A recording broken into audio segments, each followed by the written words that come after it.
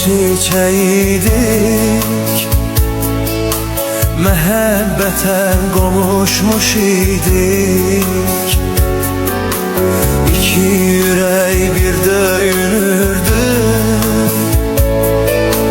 dərddən qəmdən biz uzaq idik.